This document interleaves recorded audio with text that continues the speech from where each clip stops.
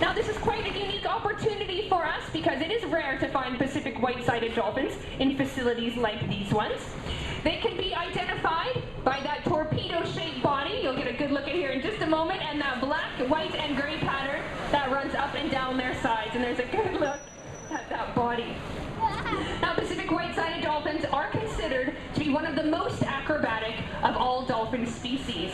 And it looks like one of them is just about to show you why they've earned that amazing title with a splashy acrobatic behavior. Now, as their name suggests, they can be found in the North Pacific Ocean, from northern Mexico all the way up to the southern coast of Alaska, and even over off the coast of Japan. But like all animals that live out in our oceans, Pacific white-sided dolphins face many dangers, and unfortunately, Spinnaker, Hannah, and Helen have all had first-hand experience with these threats. Leo, as someone who works so closely with these animals, can you tell everyone more about their amazing story of survival? Sure, Hilary. All three of our dolphins are rescued and rehabilitated animals. They were actually found entangled in fishing nets off the coast of Japan, but they were brought to a rehabilitation facility where they were deemed non-releasable. Luckily, we have been able to provide them with a permanent home here at the Wild Coast. Working with me today is Spinnaker. Spinnaker has been here the longest, since 2001, and we have been able to build and maintain a very strong relationship with him in order to provide him with the best possible care through training and regular checkups. So everything that we learn from Spinnaker's healthcare is used by veterinarians and researchers to gain a better understanding of these mysterious dolphins. In fact, every day that we spend with these animals reveals more information about their species as well as their individual personalities. But believe it or not, they're just as different as you and me. Isn't that right, you guys? That's right. But most of all, Spinnaker, Helen, and Hannah remind us every day that from nets to garbage is man-made objects affecting dolphins all over the world.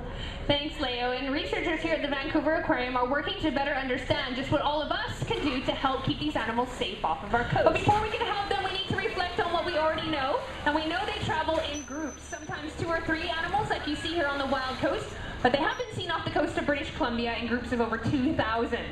We also know they travel at incredible speeds. If you're in our underwater viewing gallery, you've already seen just how fast they can travel.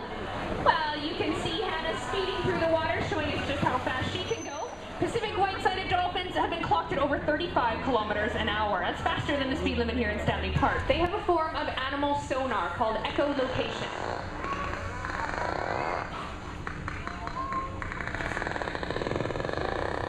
Can everyone hear that?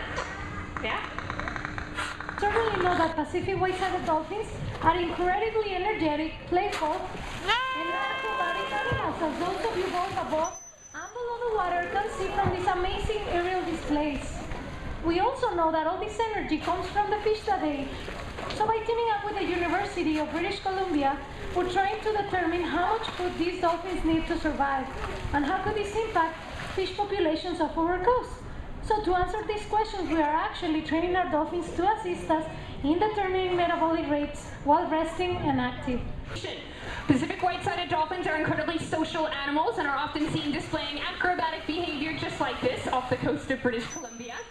They're also very vocal animals and can make a wide variety of sounds. And we're lucky enough to hear a lot of those vocalizations right here.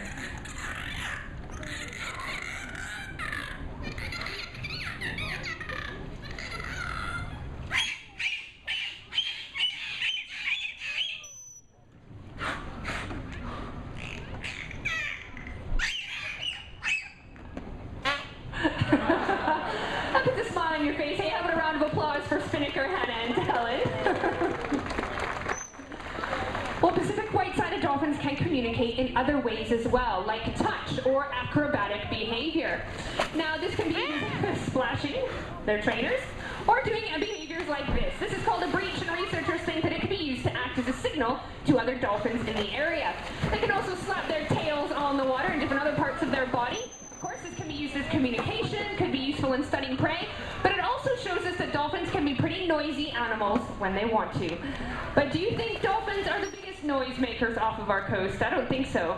Can anyone here think of something off of our coast, possibly man-made, that might make a little bit more noise than these 3? Sea lion. Boats, absolutely. Sea lions are pretty noisy, but boats are even louder. And researchers are trying to understand as Pacific white-sided dolphins are closely seen interacting with boats, as you can see Spinnaker showing us here, bow riding or swimming alongside. And researchers are studying this effect of noise pollution, not only on Pacific white-sided dolphins, but also on their prey. But it seems like the more answers we come up with, the more questions we have. But the biggest question we here are dedicated to answering is how can we help these absolutely incredible animals? Well, the good news is, folks, there are little things that all of us can do to help dolphins. Of course, keeping their home clean by recycling, composting, making sure you put rubbish in its place, all very important. But do you think that's all we can do to help dolphins? No. And if you want to do more, you can join the Great Canadian Shoreline Cleanup happening right now this week all across Canada. For more information about that, feel free to visit our website. Well, although Pacific white-sided dolphins are still very much shrouded in mystery, with the help of Spinnaker, Hannah, and Helen, our researchers, and every single one of you, we're all working together to ensure that these animals will thrive off of the coast of British Columbia for many years to come. As one last big thank you to Spin, Hannah, and Helen, let's give them a big round of applause. On behalf of Leo, Adrian, myself, and of course these three incredible dolphins, thank you so much for joining us here on the Wild Coast for our dolphin show. Enjoy the rest of your day here at the Vancouver Aquarium. Look at that.